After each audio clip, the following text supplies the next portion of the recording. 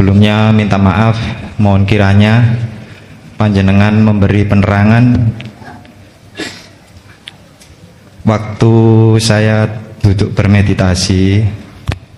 Lalu yang saya alami ada bagian dari tubuh ini yang berusaha untuk dikeluarkan. Tidak tahu siapa itu yang ingin mengeluarkan. Tapi waktu itu saya pasrah, saya lepas. Saya kira kalau sudah memang waktunya saya harus meninggalkan dunia ini, saya rela. Suatu ketika juga saya duduk bermeditasi, di dalam berzikir masih menggunakan kata-kata. Lalu yang saya alami suara-suara zikir yang ada di dalam hati itu kok semakin lama tidak kedengaran, kemudian menghilang. Bersamaan itu nafas tiba-tiba juga menghilang. Tidak tahu berapa lama. Ketika diri ini sadar nafas itu hilang, lalu nafas itu muncul kembali. Ada lagi di lain hari saya bermeditasi lagi tanpa menggunakan kalimat zikir, tanpa menggunakan kata-kata. Tiba-tiba waktu berlalu begitu cepat. Saya duduk bermeditasi malam kok tiba-tiba sudah pagi. Istri saya menegur saya, katanya semalam itu kemana? Kok tidak ada di rumah? Dikiranya saya keluar, padahal saya semalam kan duduk meditasi. Dalam kondisi tersebut saya sendiri juga tidak tahu kalau semalaman istri saya mencari saya, padahal saya berada di rumah. Kalau disederhanakan, ketika itu saya mengalami seperti tidur yang tidak mengalami mimpi. Lalu ketika bangun tahu-tahu sudah pagi. Yang saya alami tersebut itu bagaimana atau apa maksudnya Romo Kiai? Lalu langkah-langkah apa saja yang terbaik menurut panjenengan yang harus dilakukan? Yang harus dilakukan, nyuwun penerangane, nyuwun ilmune. Matur suwun. Assalamualaikum warahmatullahi wabarakatuh. Waalaikumsalam warahmatullahi wabarakatuh. Bismillahirrahmanirrahim. Assalamualaikum warahmatullahi wabarakatuh. Pada perjumpaan kita kali ini kami akan menyajikan kajian dari Ki Haji Mukhlason Rosyid atau Guson dari Mojokerto. Marilah kita simak bersama-sama. Assalamualaikum warahmatullahi wabarakatuh. Jadi dalam khalwat umum itu saya dikala bertemu dengan hal yang positif atau yang istilahnya baik itu nikmat untuk kita artikan dan kita klikkan dalam kalbu kita. Saya mohon keterangan Yai untuk menafsirkan atau muroti. Saya khawatir itu nanti salah dalam saya mengartikan ketika kita ketemu hal-hal yang buruk, atau misalkan di perempatan ada yang tidak enak dipandang mata. Saya khawatir itu nanti kita salah mengartikan dalam sirul asral tersebut. Terima kasih. Wassalamualaikum warahmatullahi wabarakatuh. Waalaikumsalam warahmatullahi wabarakatuh. Ala bidzikrillah tatmainnul qulub.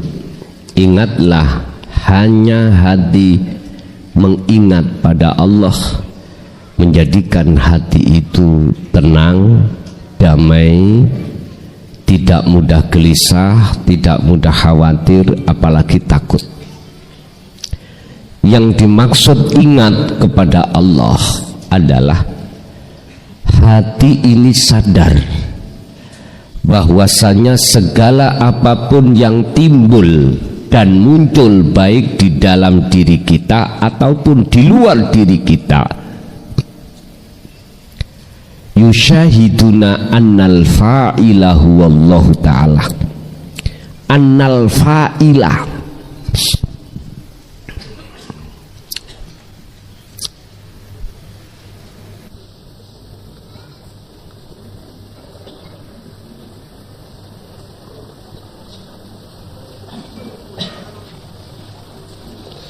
sesungguhnya yang sebagai isim fa'il atau sang pelaku, huwa utawi fa'il iku Allahu Ta'ala. Kalau jenengan hati sudah masuk di wilayah itu lewat rasa iman tersebut, maka tidak akan pernah salah. Iman jenengan di dalam Sirul Asrar tidak akan pernah salah.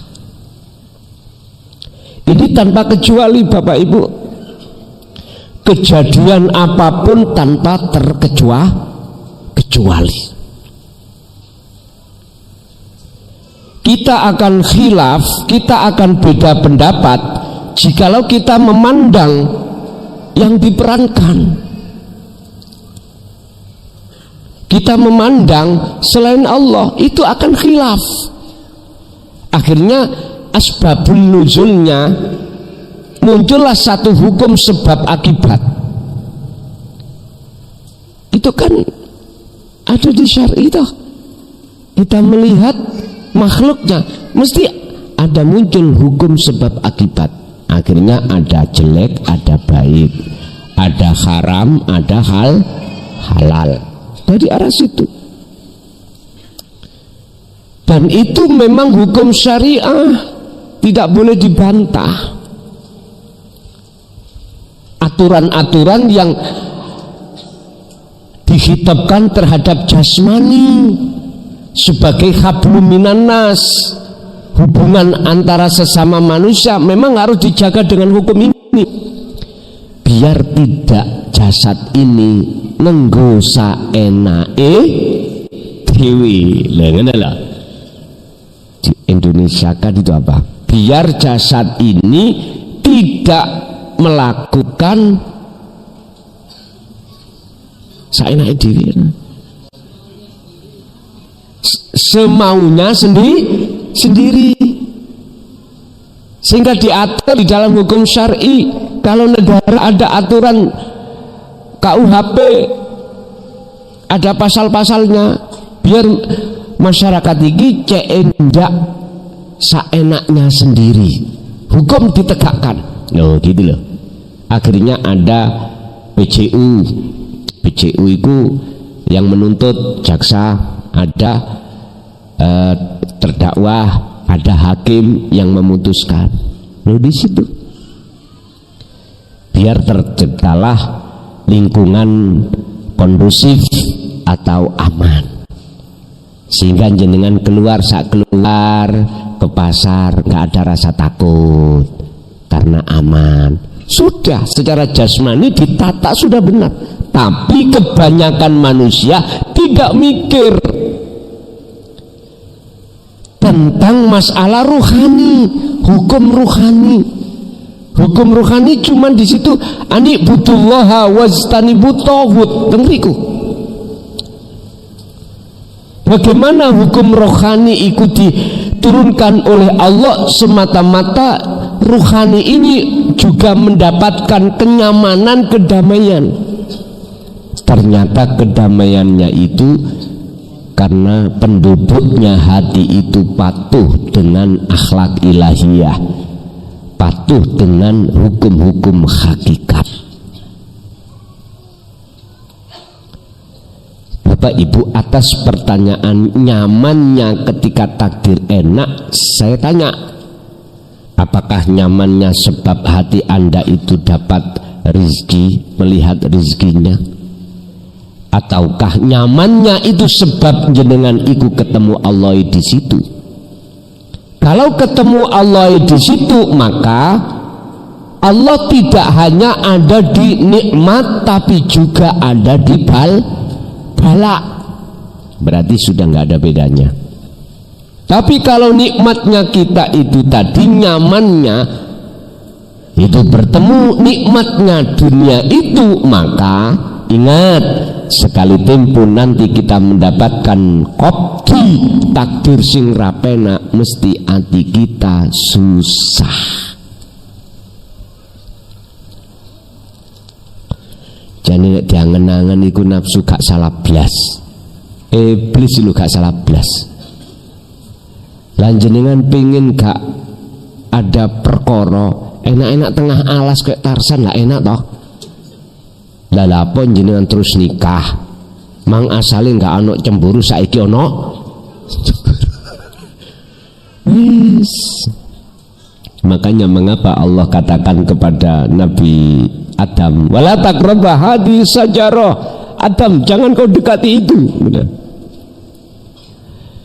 Lah piye itu Kang, mboten kula dekati, mungsuhe nggih meret-meret golek iya. Ya wis, itulah proses kita Pak ya. Kita sebagai anak putu Adam, Allah bekali kita nafsu, Allah bekali kita akal, memang seperti itu. Wis dijalani ae. Tapi intinya janganlah kau meninggal dalam keadaan masih jadi budaknya hawa nafsu. Bapak Ibu, jadi Pak, kalau bahagia jenengan itu tadi karena nyawang Allahnya, maka disitulah tempat kedamaian yang abadi. Kalau memang nyawang Allahnya, pasti Anda ketika melihat di depan Anda itu perkara yang gak enak, maka itu tidak ada bedanya perkara yang enak tadi. Tetap hati sampean dalam kondisi nyaman. Lanjut. Halo. Bismillahirrahmanirrahim. Assalamualaikum warahmatullahi wabarakatuh. Salam ta'lim, salam takzim dumateng panjenengan Romo Kiai. Salam hormat buat panjenengan semuanya yang ada di sini. Sebelumnya minta maaf, mohon kiranya panjenengan memberi penerangan waktu saya duduk bermeditasi. Lalu yang saya alami ada bagian dari tubuh ini yang berusaha untuk dikeluarkan. Tidak tahu siapa itu yang ingin mengeluarkan. Tapi waktu itu saya pasrah, saya lepas. Saya kira kalau sudah memang waktunya saya harus meninggalkan dunia ini, saya rela. Suatu ketika juga saya duduk bermeditasi, di dalam berzikir masih menggunakan kata-kata. Lalu yang saya alami suara-suara zikir yang ada di dalam hati itu kok semakin lama tidak kedengaran, kemudian menghilang. Bersamaan itu nafas tiba-tiba juga menghilang. Tidak tahu berapa lama. Ketika diri ini sadar nafas itu hilang, lalu nafas itu muncul kembali. Ada lagi di lain hari saya bermeditasi lagi tanpa menggunakan kalimat zikir, tanpa menggunakan kata-kata. Tiba-tiba waktu berlalu begitu cepat. Saya duduk bermeditasi malam kok tiba-tiba sudah pagi. Istri saya menegur saya, katanya semalam itu kemana? Kok tidak ada di rumah? Dikiranya saya keluar, padahal saya semalam kan duduk meditasi. Dalam kondisi tersebut saya sendiri juga tidak tahu kalau semalaman istri saya mencari saya, padahal saya berada di rumah. Kalau disederhanakan, ketika itu saya mengalami seperti tidur yang tidak mengalami mimpi. Lalu ketika bangun tahu-tahu sudah pagi. Yang saya alami tersebut itu bagaimana atau apa maksudnya Romo Kiai? Lalu langkah-langkah apa saja yang terbaik menurut panjenengan yang harus dilakukan? Yang harus dilakukan, nyuwun penerangane, nyuwun ilmune. Matur suwun. Assalamualaikum warahmatullahi wabarakatuh. Waalaikumsalam warahmatullahi wabarakatuh. Subhanalladzi asra bi'abdihi lailam minal masjidil haram ilal masjidil aqsal ladzi barakna haulahu linuriyahu min ayatina innahu huwas samiul basir. Inilah saudara saya yang dulu di salah satu daerah bertanya tentang masalah Isra Mi'rajnya baginda Nabi itu biruhin faqat au ma'a jasadihi, ruhnya saja atau sekalian jasadnya. Mungkin mohon maaf sampai detik ini belum bisa diterima oleh beliaunya, sekali lagi saya mohon maaf. Itu dalam pandangan ulama-ulama itu khilaf. Ada yang mengatakan ma'a jasadihi, sak jasate dibeto, diperjalankan Allah. Au biruhin fakot, atau hanya ruhnya saja. Dua ulama ini khilaf. Ulama di luar ranah ulama sufi khilaf, yang memakai dasar hujah masing-masing. Wis gak usah gegeran berbeda khilaf apa perbedaan pendapat. Wis gak usah, karena semuanya itu yes punya dasarnya masing-masing. Sama dengan kekhilafahan dari Ashabul Kahfi, tertidur di dalam gua berapa tahun. Ada yang mengatakan 350, 330, macam-macam. Banyak lagi kekhilafahan maneh lagi di Nabi Yunus. Ikannya namanya apa yang nguntal, yang menelan? Berapa hari beliau di dalam perut ikan nun? Macam-macam khilaf. Kita gak butuh khilaf, beda pendapat. Bisanya kita tidak akan beda pendapat manakala kita syuhudul wahdah fil kasroh. Kita akan masuk banyak tapi ahad, baru tidak khilaf nanti. Bapak Ibu, ketika Rasulullah diperjalankan Allah dari Masjidil Haram ke Masjidil Aqsa, itu proses perjalanan Isra. Isra niku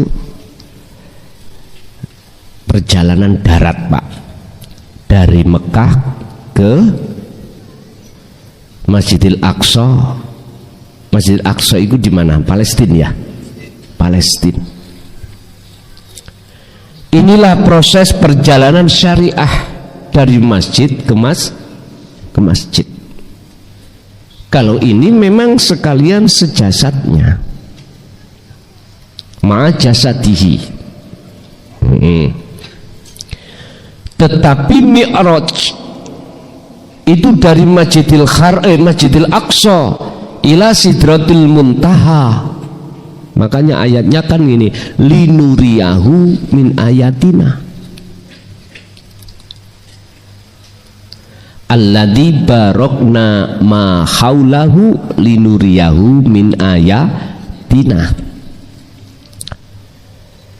Ini menunjukkan kalimat ini bahwasanya ketika proses perjalanan Mi'raj, tinggalkan dunia menuju Sidratul Muntaha, laksana kita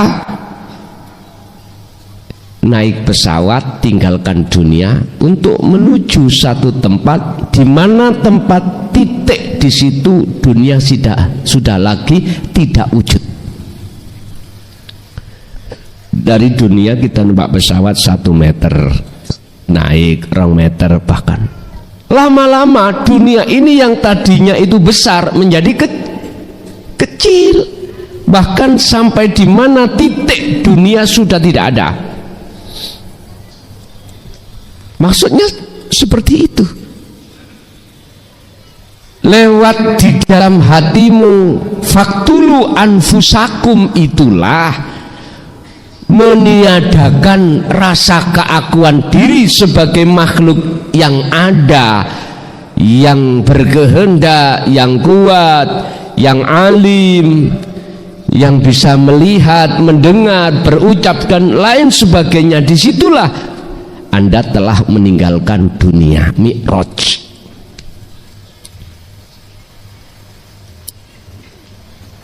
Ini secara ruhaniyah. Kalau jasmania ya tetap nyun sewu, kursi ya wujud, pandangan mata jenengan, meja ya masih ada, apapun masih ada. Iki pandangan mata dohir. Lah berhubung ruhaniyah sampai iki proses perjalanan tinggalkan wujud selain Allah tersebut, maka lama kelamaan tak akan tampak dan nyata wujudnya dohir ini, wujudnya makhluk dalam pandangan hati jenengan, yaitu iman. Karena rasa itu terus dibangun, akhirnya yang tampak, yang nyata pada satu titik di mana tadi saya katakan Sidratul Muntaha selain Allah sudah tidak ada, maka disitulah Anda dikatakan wusul itu di situ. Yang tampak, yang nyata itu hanyalah nyataku Allah. Kalau sudah di situ, akhirnya yang nyata dohir iku yo nyataku Allah. Bagi ruhaniyah yang sudah di situ sah. Tapi bagi mereka golongan kita yang belum sampai di situ tidak sah, karena masih katanya. Jadi proses perjalanan panjenengan tadi boleh saya simpulkan itu adalah mi'raj. Itu adalah khalwat di mana Allah telah memperjalankan Anda untuk tinggalkan selain Allah, sehingga jenengan lupa akan apapun di situ. Ketika saat perjalanan tersebut panjenengan, iki pertanyaan saya tapi jangan dijawab. Apakah di dalam diri Anda terasa selain Allah itu sudah tiada, termasuk diri panjenengan, dan muncul rasa keakuanku Allah hidup itu yang nyata? Jikalau ya, berarti sudah sampai Sidratul Muntaha. Bagaimana selanjutnya kalau saya sudah di situ untuk melewati sisa hidup umur kita di dunia ini? Alladzina, mereka yang sudah di situ, Pak, iku yadhkuruna, selalu mementingkan, yadhkuruna, selalu koneksi, selalu ta'alluq hatinya kepada Allah. Yadhkurunallaha, baik kiaman ketika berdiri Anda dalam hal apapun, wa qu'udan, atau kondisi jenengan duduk dalam keadaan apapun, wa ala junubihim, dan kondisi Anda berbaring dalam keadaan kondisi apapun, hati Anda tetap berzikir, pun gak ada yang lain. Gak usah jenengan iku mempunyai pikiran ben ngunu ben ngini, badan cukup jenengan itu memperbesar volume zikir jenengan pada Allah. Hanya itu. Itulah ciri-ciri para kekasih Allah. Kekasih Allah. Lanjut.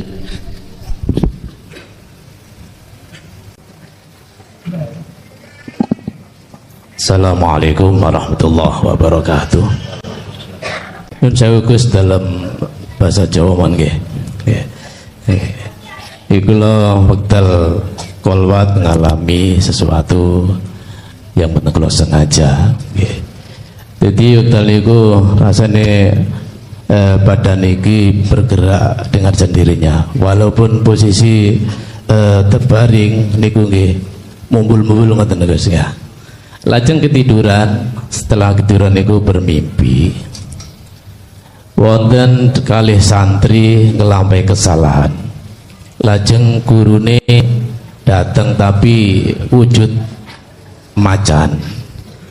Lah santri kalih kala wau dipun wajar entek-entekan dikeplek-keplekaken ngoten Gus. Lajeng kula rasane ten manah kok cek kerengi guru ndek kula ngoten ya. Dilalah kula sila niku langsung ten sebelah kula nyalami kula ngendika biat hakikat ngoten. Lajeng kula tangleti jenengan di biat sinten? Aku di biat Allah. Nggih. Dadi guruku Allah ngoten Gus. Nuwun penjelasipun, matur suwun. Wassalamualaikum warahmatullahi wabarakatuh. Allah wabarakatuh. Inilah Pak, fungsi mengapa kita taklim tentang ilmu tauhid, untuk mengesahkan iman hanya pada Allah. Saya ulangi lagi, inilah pentingnya kita bertaklim muta'alim tentang dinul haq, untuk memberikan satu kepahaman tentang ilmu bagaimana cara untuk mengesahkan Allah. Sebab jujur mawon, kita akui atau tidak, kita terima atau tidak, kita masuk di dalam surat Al-Baqarah yang mengatakan wa minan nasi may yaqulu amanna billah wa bil yaumil akhir, tapi wa mahum bimu'minin. Kita hanya beriman pada Allah itu hanya lisan, zahir, tapi ruhaniyah kita tidak. Wa mahum bimu'minin. Jujur mawon, kita sebetulnya itu telah menuhankan yang bukan Tuhan selama ini. Bab iman contohnya, kita pasti akan beriman percaya pada selain Allah. Tak buka sekarang ngaji tauhidiku, bukaan, buka celane kita masing-masing, bukan buka celanya orang lain. Contoh, Bu, bikinkan aku kopi dong. Oh iya, dibikinkan. Kopinya adik kopi Lampung, Pak. Tahu kopi Lampung ngamen? Ya Allah, kula mari ngombe kopi Lampung mboten saged turu. Paham maksudnya gak iso turu? Bukan gak iso turu merem iki ngoten. Ngeten. Ketika ibu sudah menyodorkan kopi segelas pada saya minum. Di situ ada dua rasa, Pak. Satu rasa pahit, dua rasa manis. Ketika jatuhnya iman saya tadi, rasa kopi pada kopi, rasa manis pada gula, padahal kopi dan gula itu adalah makhluk, gitu. Maka saya akui atau tidak, saya terima atau tidak, saya telah menyekutukan Allah dengan yang lain. Pelajaran ini tidak akan pernah dibuka di dalam hukum ketika saat kita masih di makom am. Tidak, karena kita di makom am membahas sibuk syirik jali, sementara syirik khafi tidak pernah kita buka. Jadi disitulah, mohon maaf, syirik jali, syirik khafi itu lebih bahaya menurut pandangan hakikat daripada syirik jali. Ya bunayya, wahai anak putuku Imron niki, la tusyrik billah, janganlah kau menyekutukan Allah. Sebab jikalau kau menyekutukan Allah, inna syirka, sak temene menyekutukan Allah pada yang lain, ikulah zulmun azim, menjadikan hatimu gelap pada Allah. Bahasa dosa Mbah Buyute dosa. Surat Luqman ayat 13. Bapak Ibu, percaya gak percaya, kita terima atau tidak kita terima, sebetulnya ruhaniyah kita ini adalah mantan pendolim pada Allah. Kan sudah ditegaskan Allah di dalam Al-Quran sejumlah, kalau nggak salah 11 atau 16 ayat dalam beberapa surat terkait masalah selain Allah. Malakum dzarraw wala naf'an, tidak ada selain Allah itu yang bisa mendatangkan mudarat atau manfaat. Kopi rasa pahit manfaat, gula rasa manis manfaat. Mengapa saya tadi beriman pada makhluk yang berupa gula dan kopi bisa mendatangkan manfaat? Karena saya tidak mampu ruhaniyah saya untuk melihat di dalam rasa itu ada Allah, padahal rasa datangnya itu dari Allah, dan rasa itu adalah wujud dohirnya Allah. Ini Pak persoalannya. Persoalannya kita ada di sini. Bapak Ibu, kalau kita ngenen, itulah proses kita selama ini menjadi penjahat Allah. Yukhadi'una allaha walladzina amanu wa ma yakhda'una illa anfusahum wa ma yash'urun.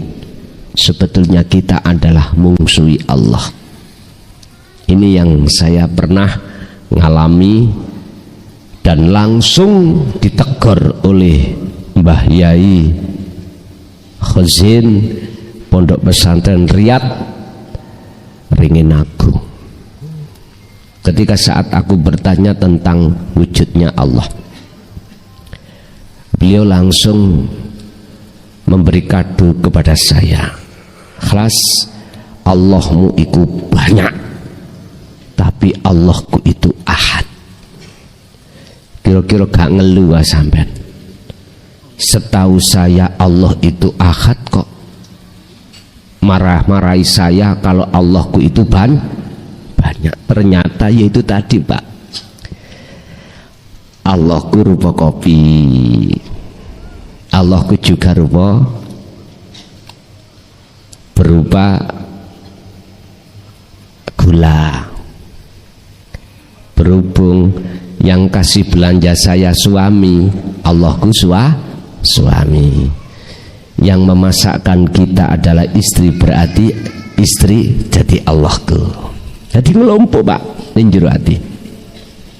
Wes. Ada di dalam keinginan kita sebagai manusia ingin menjadi orang yang kaya. Wajar. Akhirnya kita berupaya bagaimana caranya. Bahkan dalam hukum syariat yang tidak diperbolehkan kita lakukan. Nggak boleh kita ngingu toyol, berhubung kita itu ingin cepat yang ngingu toyol. Nggak boleh kita mencuri, korupsi, berhubung dorongan dari keluarga dan hatinya sendiri korupsi. Berbagai macam secara syariat yang dilarang tetap kita lakukan. Itu nanti akan masuk di dalam hati jenengan, keinginan itu akan menjadi nyata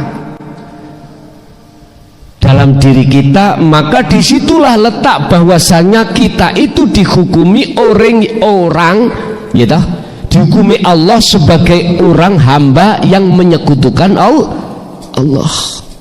Inilah pentingnya mengapa kita adakan taklim muta'alim terkait masalah dinut tauhid di sini, supaya memberikan kepahaman tentang bagaimana cara mengesahkan Allah. Setelah paham baru kita laksanakan. Fal ya'mal amalan solihan, itulah yang dikatakan sebagai perbuatan yang bagus di mata Allah. Oleh sebab itu Bapak Ibu, apapun bentuk di dunia yang kita hadapi sebetulnya itu perwujudan Allah yang kita tidak tahu, disebabkan kita dipaksa oleh nafsu untuk ngaku. Ya Karim, kalau sudah jenengan sudah sampai pada titik di mana tentang keesaan Allah benar, yang baiat itu Allah, yang menjadi guru jenengan itu Allah, bukan makhluk, bukan. Contoh, ayo kita angen-angen dengan hati yang merendah pada Allah. Anda selama ini taklim ini, kalau masih ada iman penyono kelason sing bimbing sampean, iku salah besar. Iman jenengan salah. Dan inilah yang menjadikan ganjele hatimu, penghalang hatimu untuk tidak bisa sampai pada Allah. Masih punya penyana bahwasanya selain Allah itu bisa memberikan manfaat. Ingat dalam surat Al-Qasas Allah katakan, innaka, sesungguhnya kamu Muhammad, iku la tahdi man ahbabta, sesungguhnya kau Muhammad. Kalimat kalau didahului dengan inna itu nggak main-main, Mbak, nggak main-main. Bu, ojo metu, bahaya, jangan keluar-keluar, karena di luar banyak hidung belang. Sesungguhnya kaum Muhammad ikulah tahdi, ora bisa memberikan petunjuk man terhadap orang ahbabta kang nyintai sira Muhammad ingman. Orang dekat mulu Muhammad, kau tidak bisa memberikan petunjuk menuju pada diriku, enggak bisa. Niki langsung Rasulullah lo ya, yang dikhitabi adalah Rasulullah langsung. Apalagi seongkok kelason, punya apa? Beliau sendiri dikhitabi Allah bahwasanya tidak akan pernah bisa memberikan petunjuk. Terus siapa yang memberikan petunjuk? Walakinallaha yahdi may yasha. Al-Qasas ayat berapa itu? 56. Walakinallaha yahdi may yasha. Tetapi yang bisa memberikan petunjuk semuanya itu adalah Allah. Makanya sudah benar dia mengatakan guruku Allah, sudah benar. Dan itulah guru sejati yang tidak pernah tinggalkan kau, dan kau selalu dilayani, makan dilayani, bernafas dilayani, melihat dilayani, mendengar dilayani. Masya Allah, ketika kita melihat kondisi manusia ruhaniyah di luar, beliau lalai dengan guru sejatinya, lalai. Prosesnya ngeten bos, Pak, apabila dalam diri saya tidak ada wujud Allah, cocot iki gak iso ngomong. Klason cocoti ora iso ngomong. Tinggal Anda, pandangan Anda, iman sampean melihat mananya? Melihat makhluknya atau melihat Allahnya? Kalau lihat makhluknya, mesti jenengan hormatnya pada saya. Inilah yang dikhawatirkan oleh Rasulullah ketika saat Rasulullah disuruh Allah untuk mengatakan di dalam surat Al-Kahfi ayat 110, Kul Kul, katakan Muhammad, innama basyarum mithlukum, katakan pada yang lain Muhammad, sesungguhnya saya, kata Muhammad, sama dengan kaum makhluknya. Oleh sebab itu jangan kau puja-puji, apalagi kau sembah aku. Berimanlah pada siapa yang imani. Sarahnya ayat itu seperti itu. Jadi Rasulullah tidak pernah mengajarkan untuk memuja beliau, nggak ada. Kalau di dalam ijma' qiyas itu ada makalah seperti itu, makalah seperti apa? Rasulullah mengajak untuk dihormati. Nyun sewu sekali lagi, saya tidak mengurangi rasa hormat saya, enggak. Itu berangkat makalah duki nafsu Anda sendiri.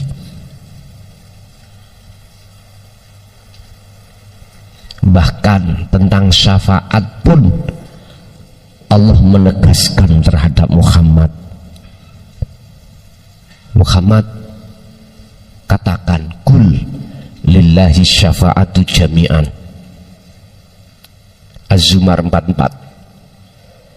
Katakan Muhammad, tasbundi Gusti anggene kula ngatakan tentang syafaat. Katakan terhadap umatmu tentang wahyuku mengenai syafaat ini. Bagaimana? Lillah, iku tetap kedua Allah. Rupanya beliau mengatakan lillahi, tetap iku kedua Allah opo asyafaatu utawi pertolongan jami'an iku sekabehane. Artinya semua syafaat itu milik Gusti.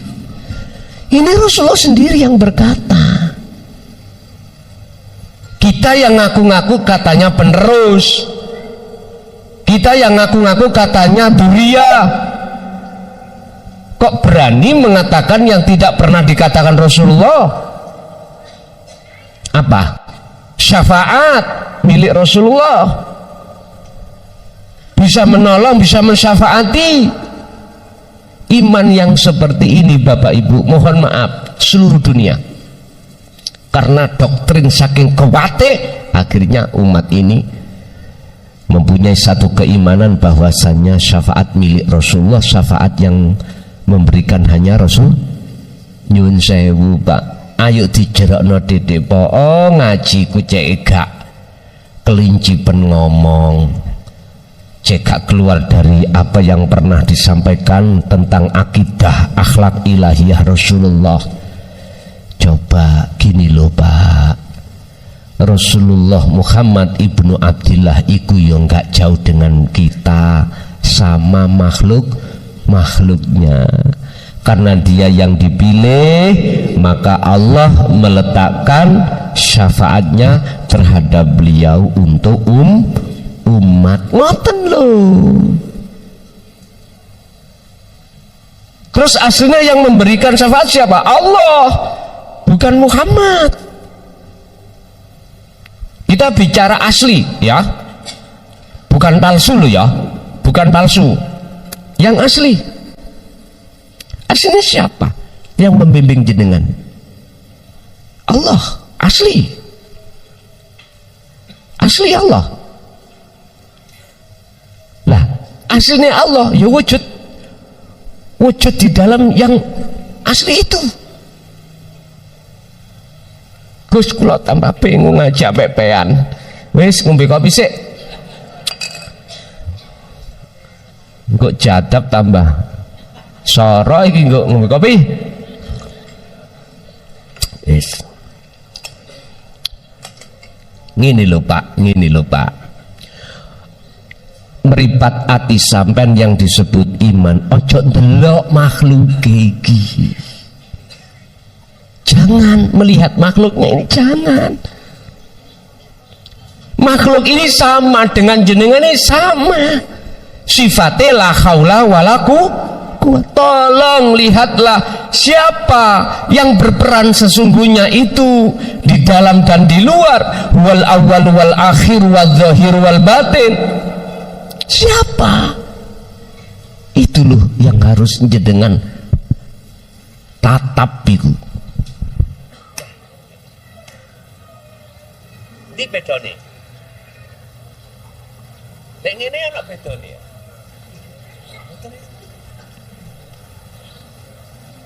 Ini wajah tu wajhia, ya iki maksudnya itu. Bukan ada dua loh Pak. Bukan. Ahad itu bukan dua. Ahad itu tunggal. Tunggal itu tidak ada yang lain. Sehingga itulah maksud Allah dohir, Allah batin. Dohir dan batin itu tidak ada bedanya. Sampai kepingin terus nyatane wujudi Allah ya raimu iku.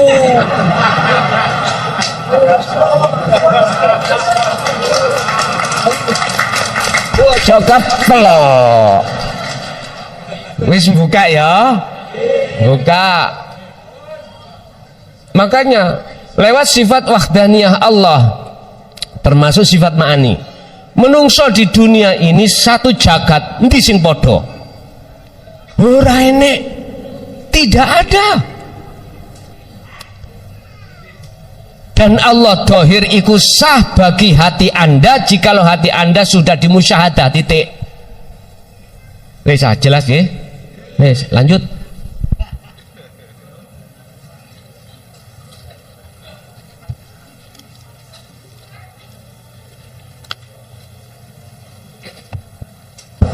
Assalamualaikum warahmatullahi wabarakatuh. Derek tangguh Kiai.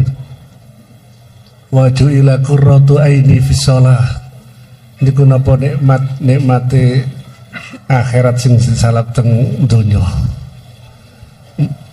Malih niki ten nggon kula niku tiap-tiap mantun azan subuh niku biasa maca kajeng salat subuh niku mesti maca ya hayyu ya qayyum ya badi'as samawati wal ard ya dzal jalali wal ikram ya Allah ya Allah ya arhamar rahimin ya Allah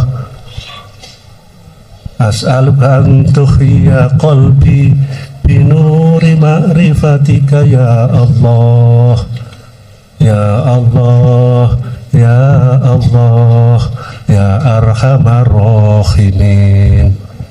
Matur mawon Yai, matur suwun ngapunten. Assalamualaikum warahmatullahi wabarakatuh. Waalaikumsalam warahmatullahi wabarakatuh.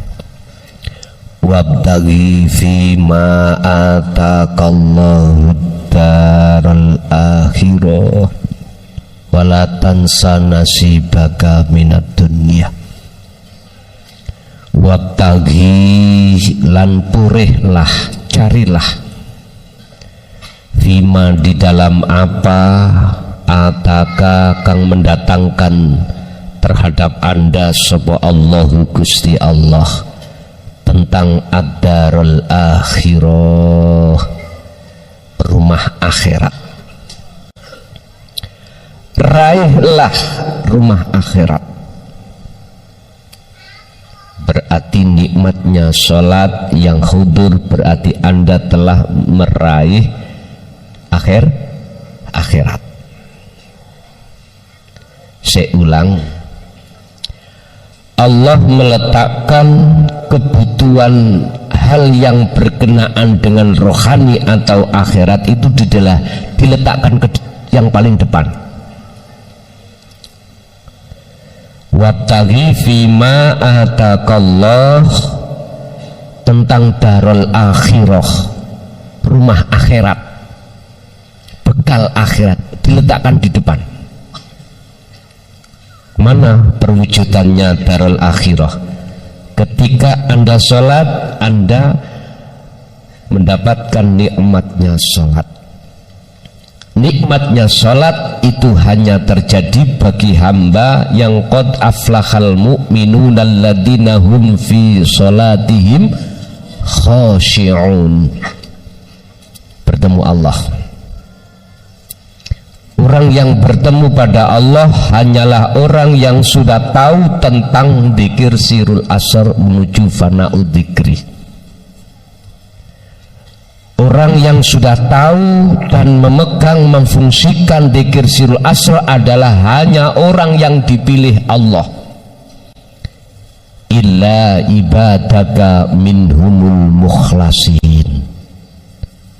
Orang yang dipilih oleh Allah adalah orang yang tidak bisa rohaniyahnya dijerumuskan nafsu dalam dirinya, karena nafsu di dalam dirinya dia sudah nyata, sudah tahu mana nafsu mana Allah.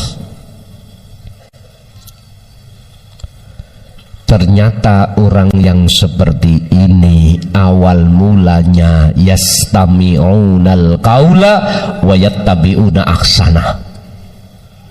Dia yang mendengarkan ajaran Allah yang disampaikan lewat para utusannya Rasulullah, lalu dia beriman, lalu dia mengamalkan, mengikuti sesuai petunjuknya. Inilah yang kumaksud. Bapak Ibu, bahasa doa pujian sebelum salat subuh tadi saya simpulkan, di mana itulah pujian keluh kesah bagi hati mereka yang menyandang kerinduan untuk bertemu Allah. Sudah wajar, monggo. Kadang-kadang itu juga tidak dilafatkan, tapi dipendam di dalam hati. Bagaimana ketika saat sudah bertemu, tidak bisa dibayangkan, kebahagiaannya tidak bisa dibayangkan dan diukur dengan ukuran apapun, nggak bisa. Pokoknya bahasani Quran, tatmainnul qulub. Nikmatnya, damainya, antenge sebuah hati ketika bertemu Allah, inilah yang kekal, Pak. Tapi wala tansa nasibaka minat dunya, yo ojo kok lalekno bagianmu ning dunya. Artine wayah dahar yo daharo, wayah kerja yo kerjao, wayah kelon yo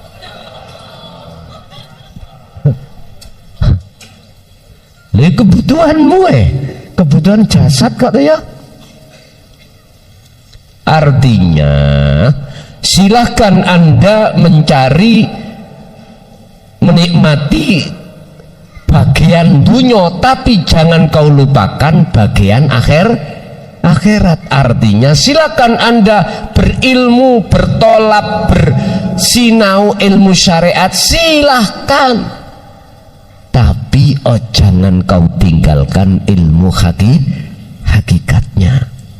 Inilah W.R. Supratman juga mengatakan, bangunlah jiwanya, bangunlah badannya, sesuai dengan Qur'ani surat Al-Qasas ayat 77.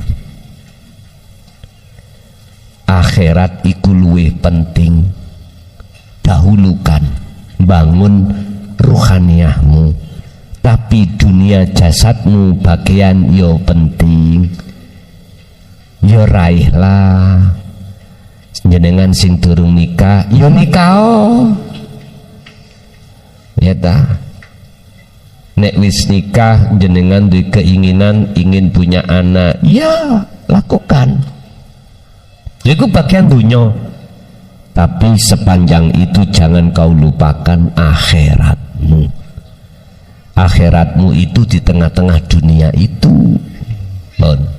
Lanjut satu kali lagi Pak habis itu Ibu Amit saya Gus, kula saking talun Gunung Kasir Beji Pasuruan, kula mboten tanglet ngaos Gus nggih. Sing kula tanglesaken jenengan niku dereke Gus Haimin Pekoren nggih.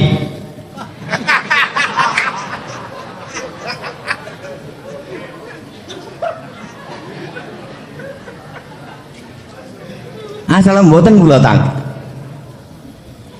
sing kula tanggetaken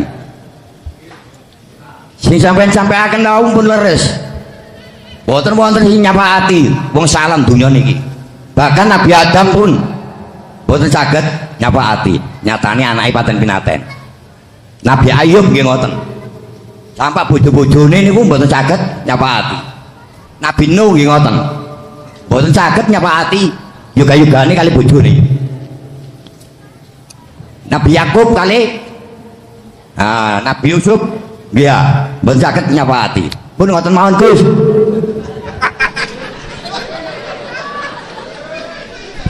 Semua sak donya iki dulur kula kabeh. Nggih. Semua satu dunia itu saudara saya semuanya. Wis cetha nggih? Nah, wis cetha.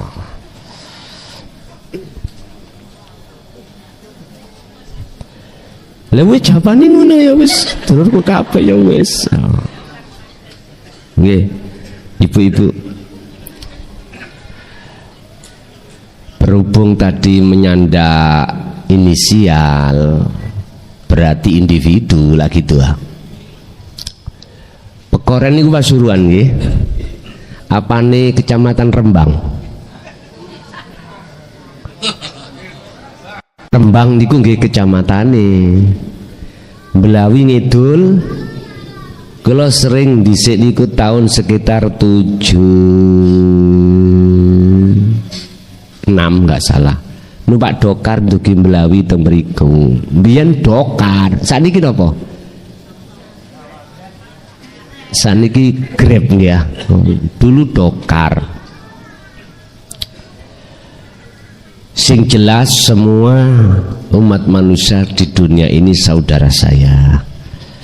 Enggak ada mungsuh, enggak ada. Saudara. Cuman saya kenal beliau berkenaan dengan keluarga. Mungkin yang kenal wong Pasuruan Mbah Syarif mungkin kalau tahu, yang sekarang diteruskan oleh putu-putunya itu. Mbah Syarif punya putra Mbah Fakih, Mbah Fakih punya putra ya masyhur ya. Mungkin jenengan wis iku gak penting. Sing penting ilmu nih. Bagaimana ilmu itu bisa jenengan ala paham, lalu falyakmal amalan sholihan wala yusyrik bi ibadati rabbi akhada. Dua hal inilah sebagai syarat cakman ini bisa bertemu Allah. Wis. Monggo ada. Kalau nggak ada tak tutup dulu ya.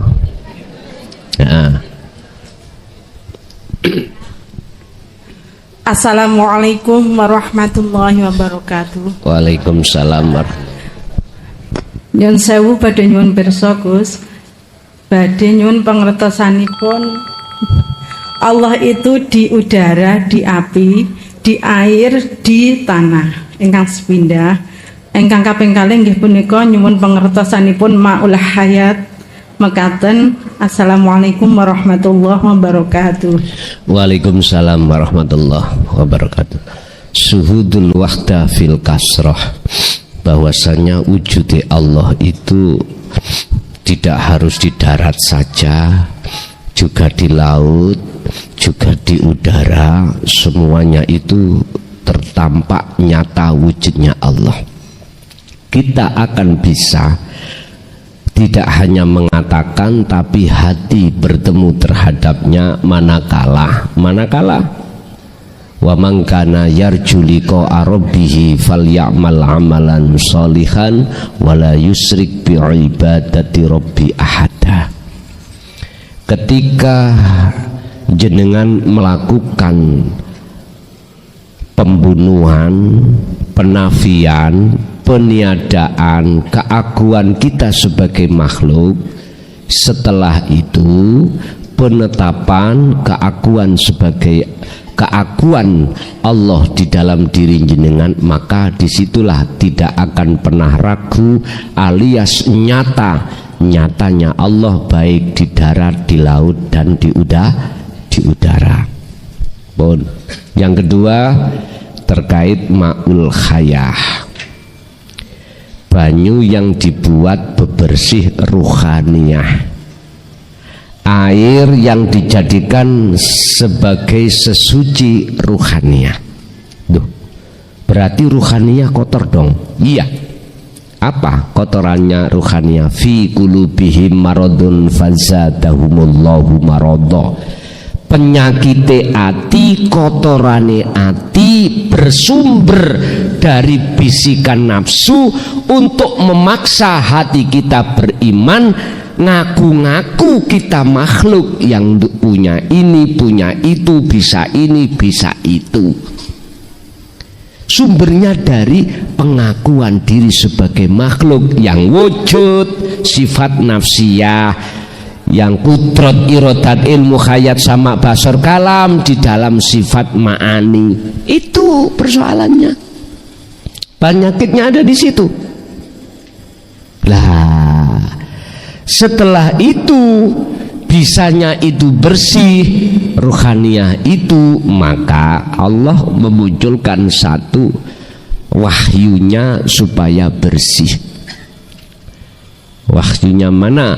La ilaha illa anta subhanaka inni kuntu minal dzalimin. Nabi Yunus itu harus melakukan meditasi di dalam perut ikan. Jenengan wajib meditasi untuk tinggalkan pergaulan-pergaulan manusia yang mengajak hatimu bersenang-senang terhadap kesenangan dunia. Bon, iku sampean doi. Sampean doi. Dengan begitu nanti jenengan hati akan dengan mudah menjaga zikir sirul asrar itu nanti. Berapa hari, berapa bulan, terserah. Kalau melihat surat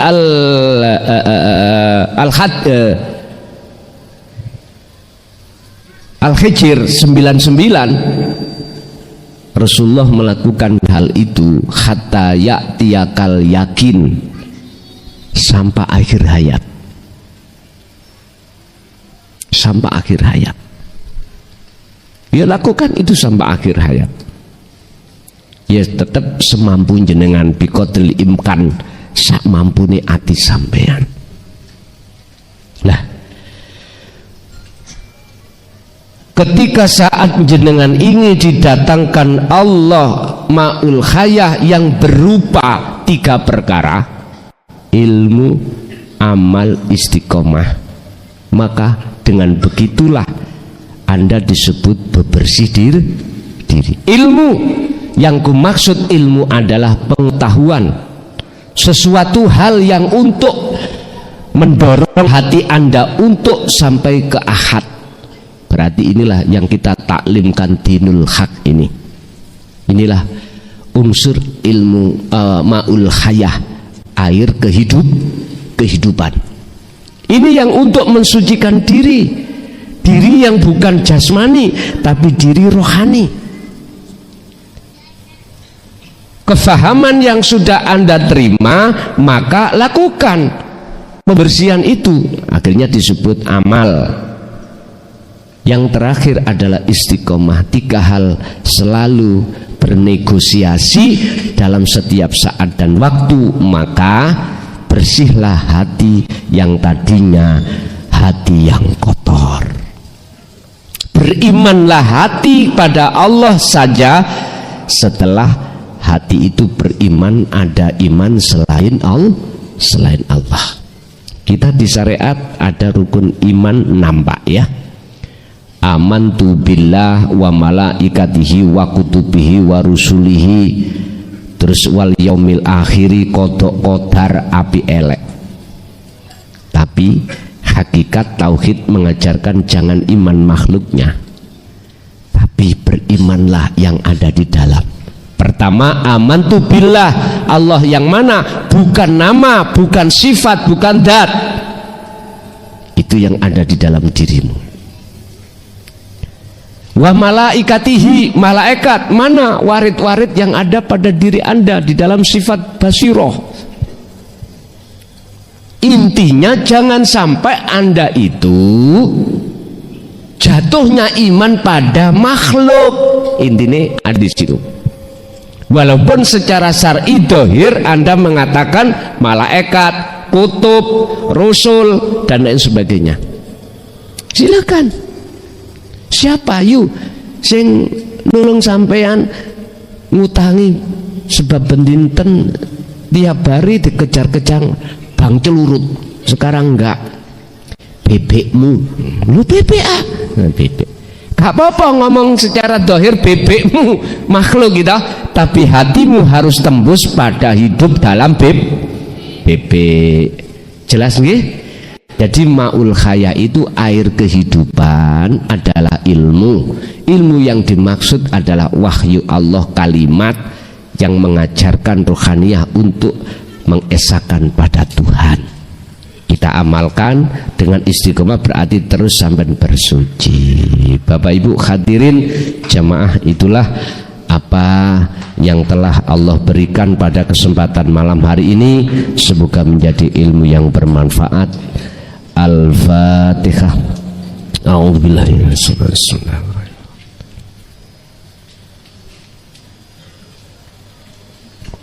Kurang lebihnya mohon maaf. Akhirul kalam. Assalamualaikum warahmatullahi wabarakatuh. Alhamdulillah telah kita simak bersama kajian dari Ki Haji Mukhlason Rasyid atau Guson, pengasuh Pondok Pesantren Miftahul Ulum Jaya Baru, yang tepatnya beralamat di Jalan Perjuangan, Dusun Gelonggongan, Desa Sumber Tebu, Kecamatan Bangsal, Kabupaten Mojokerto, Jawa Timur. Beliau adalah gambaran ulama muda yang mampu menjembatani nilai-nilai keislaman tradisional dengan pendekatan modern. Beliau juga menekankan pentingnya memperdalam Islam, yakni tidak hanya aspek lahiriah tetapi juga batiniah. Beliau juga mengajak pendengarnya untuk tidak hanya memahami Islam secara tekstual saja, tetapi juga memaknainya secara spiritual.